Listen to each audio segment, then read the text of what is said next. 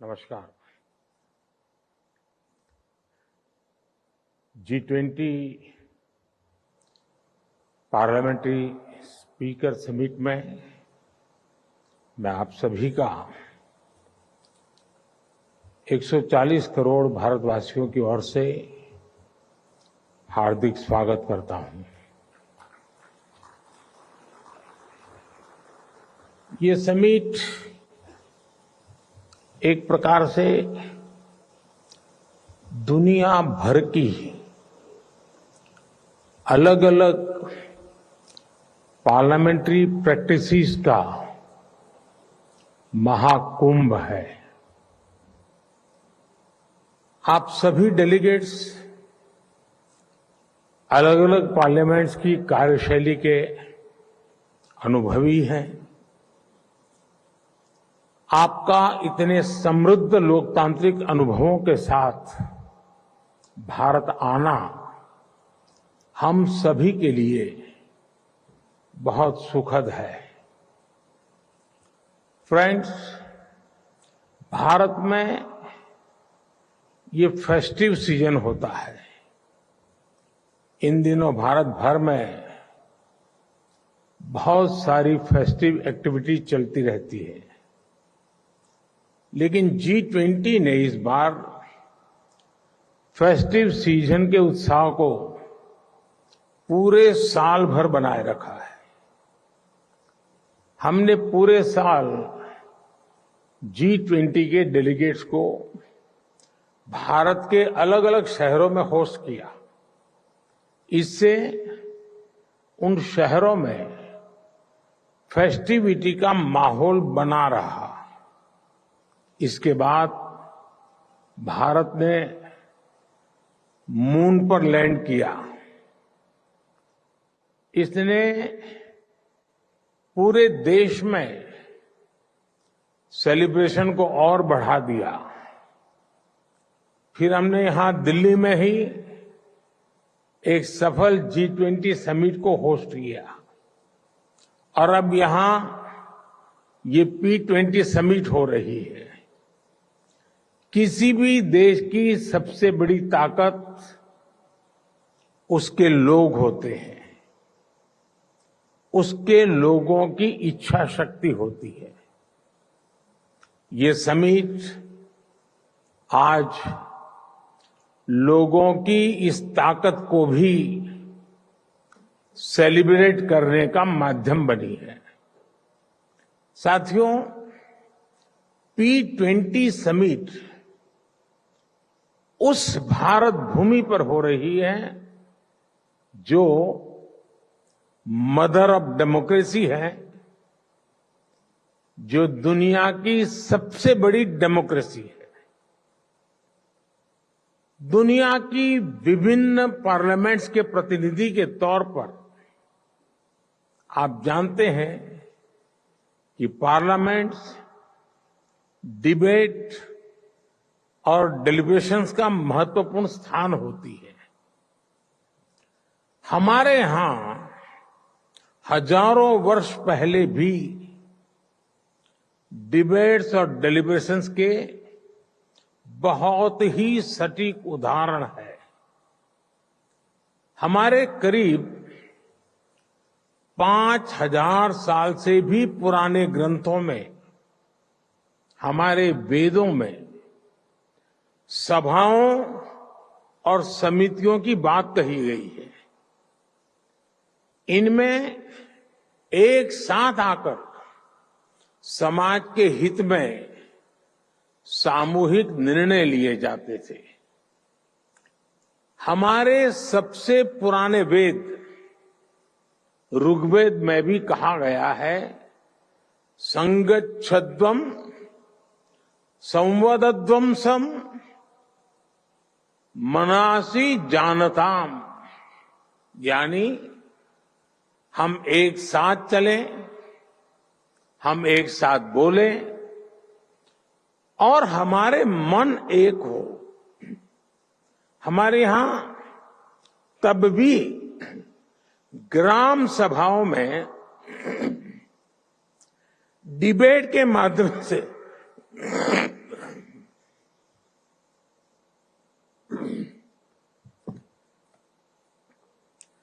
Debate के माध्यम से गांवों से जुड़े फैसले होते थे। ग्रीक दूत मैगस्थनीज ने भी भारत में जब इस तरह की व्यवस्था को देखा था तो वो हैरान हो गए थे। उन्होंने भारत के विभिन्न राज्यों के इस सिस्टम पर विस्तार से लिखा है। आप ये जानकर भी हैरान रह जाएंगे कि हमारे यहां तमिलनाडु में 9th सेंचुरी का एक शिलालेख है। इसमें विलेज लेजिस्लेटिव्स के रूल्स और कोड्स का उल्लेख है। और आपके लिए ये जानना भी बहुत दिलचस्प होगा कि 1200 साल पुराने उस शिलालेख पर यहां तक लिखा हुआ है कि किस मेंबर को किस कारण से किस परिस्थितियों में डिस्क्वालीफाई किया जा सकता है।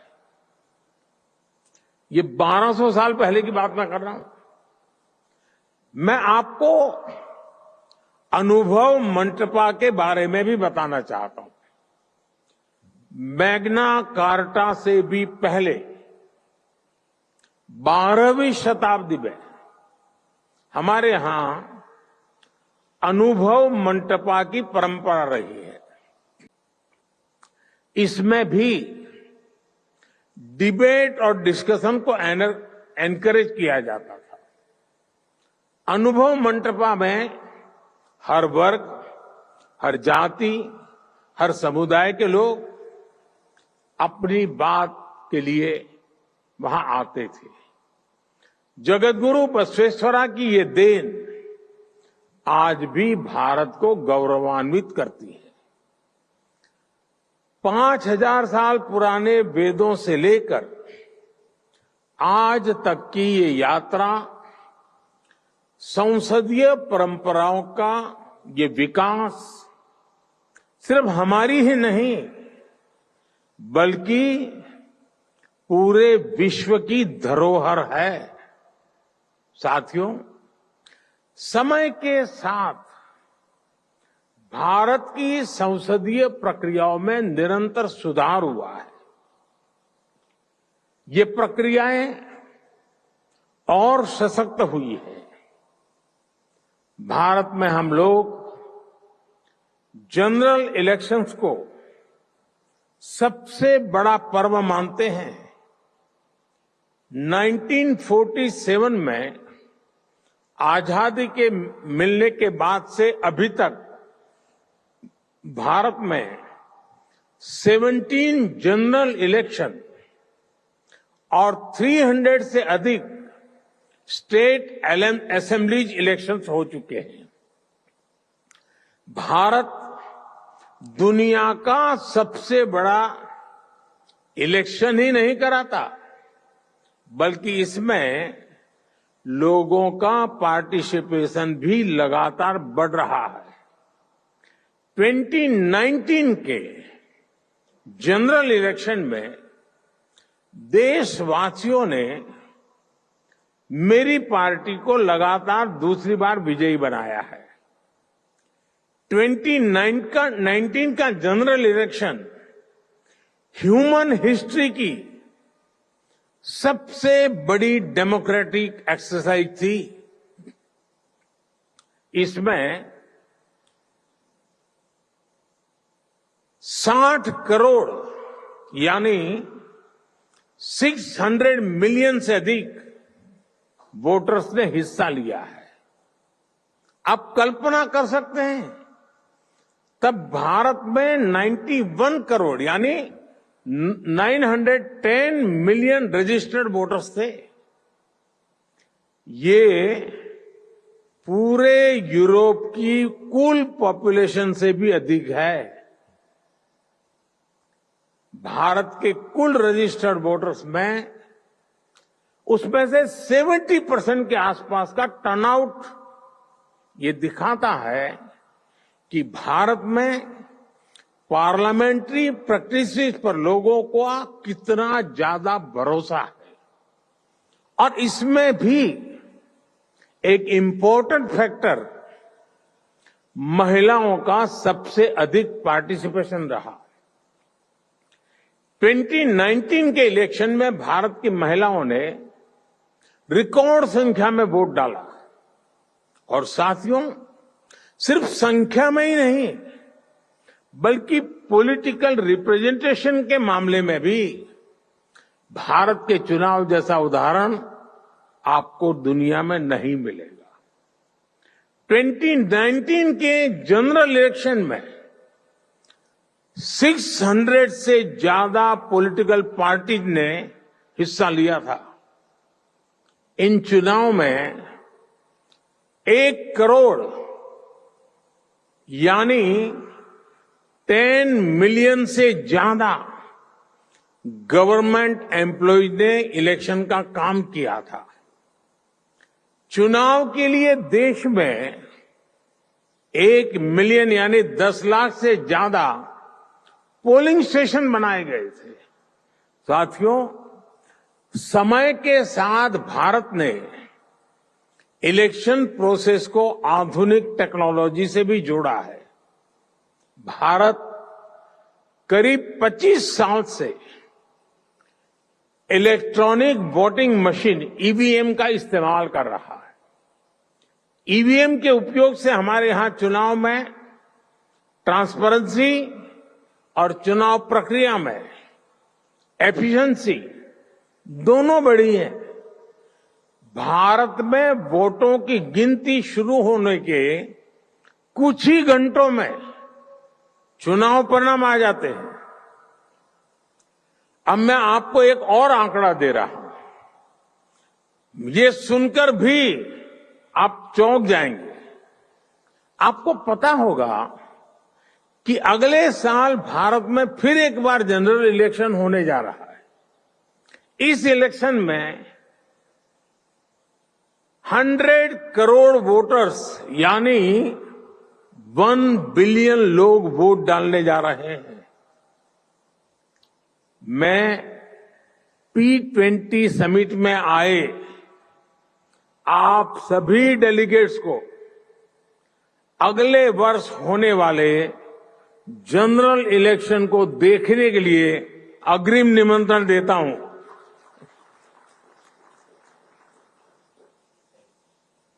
भारत को आपको एक बार फिर होस्ट करने में बहुत खुशी होगी। साथियों, कुछ दिनों पहले ही भारत की पार्लियामेंट ने एक बहुत बड़ा निर्णय लिया है जिसमें मैं आपको आगे अवगत कराना चाहता हूं। भारत ने अपनी पार्लियामेंट और स्टेट लेजिस्लेटिव असेंबलीज में महिलाओं को 33% रिजर्वेशन देने का निर्णय लिया है।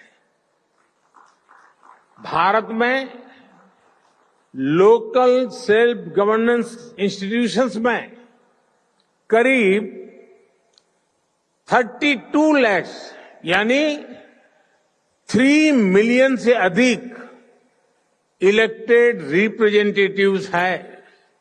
इनमें से करीब 50% विमेन रिप्रेजेंटेटिव्स हैं। भारत आज हर सेक्टर में विमेन पार्टिसिपेशन को बढ़ावा दे रहा है। हमारी संसद द्वारा लिया गया हाल का फैसला हमारी संसदीय परंपरा को और समृद्ध करेगा। फ्रेंड्स, भारत की संसदीय परंपराओं पर देशवासियों के अटूट विश्वास की एक और बड़ी वजह है जिसे आपको जानना और समझना बहुत अहम है। ये शक्ति है हमारी विविधता, हमारी विशालता, हमारी वाइब्रेंसी। हमारे यहां हर आस्था के लोग हैं। सैकड़ों तरह का खान पान, सैकड़ों तरह का रहन सहन हमारी पहचान है। भारत में सैकड़ों भाषाएं बोली जाती हैं। हमारे यहां सैकड़ों बोलियां हैं। लोगों तक पल पल की सूचनाएं पहुंचाने के लिए 28 लैंग्वेजेस में 900 से ज्यादा टीवी चैनल्स भारत में है एंड 24/7 है। करीब 200 लैंग्वेजेस में हमारे यहां 33,000 से ज्यादा अलग अलग न्यूज़पेपर्स पब्लिश होते हैं। हमारे यहां सोशल मीडिया के अलग अलग प्लेटफॉर्म पर लगभग 3 बिलियन यूजर्स हैं। इससे पता चलता है कि भारत में इंफॉर्मेशन का फ्लो और फ्रीडम ऑफ स्पीच, उसका लेवल कितना विराट है, कितना सशक्त है। 21वीं सदी की इस दुनिया में भारत की ये वाइब्रेंसी, विविधता में एकता हमारी बहुत बड़ी शक्ति है। ये वाइब्रेंसी हमें हर चुनौती से लड़ने की, हर मुश्किल का मिलकर समाधान करने की प्रेरणा देती है। फ्रेंड्स, दुनिया के अलग कोनों में जो कुछ भी घट रहा है, उससे आज कोई भी अछूता नहीं है। कॉन्फ्लिक्ट्स और कन्फ्रंट्रेशन से आज दुनिया संकटों से जूझ रही है। इन संकटों से भरी दुनिया किसी के भी हित में नहीं है। मानवता के सामने जो बड़ी चुनौतियां हैं, उनका समाधान एक बटी हुई दुनिया नहीं दे सकती। यह शांति और भाईचारे का समय है, साथ मिलकर चलने का समय है, साथ आगे बढ़ने का समय है। यह सबके विकास और कल्याण का समय है। हमें वैश्विक विश्वास के संकट को दूर करना होगा और मानव केंद्रित सोच पर आगे बढ़ना होगा। हमें विश्व को one earth, one family, one future की भावना से देखना होगा। दुनिया से जुड़े फैसले लेने में भागीदारी जितनी अधिक होगी, उतना ही बड़ा इम्पैक्ट होगा। इसी भाव के साथ भारत ने अफ्रीकन यूनियन को G20 का परमानेंट मेंबर बनाने का प्रस्ताव रखा। मुझे खुशी है कि सभी सदस्य देशों ने इसे स्वीकार किया। इस फोरम पर भी पैन अफ्रीका पार्लियामेंट की पार्टिसिपेशन को देखकर मुझे बहुत खुशी हो रही है। साथियों, मुझे बताया गया है कि हमारे स्पीकर ओम बिड़ला जी आपको भारत के नए संसद भवन में भी आज शाम को ले जाने वाले हैं। वहां आप पूज्य महात्मा गांधी को श्रद्धांजलि भी देने वाले हैं। जैसा कि आप जानते हैं, आतंकवादियों ने हमारी संसद को भी निशाना बनाया था और आप जानकर चौंक जाएंगे कि उस समय संसद का सत्र चल रहा था। आतंकियों की तैयारी सांसदों को बंधक बनाने की, उन्हें खत्म करने की थी। भारत ऐसी अनेकों आतंकी वारदातों से निपटते हुए आज यहां पहुंचा है। अब दुनिया को भी एहसास हो रहा है कि टेररिज्म दुनिया के लिए कितनी बड़ी चुनौती है।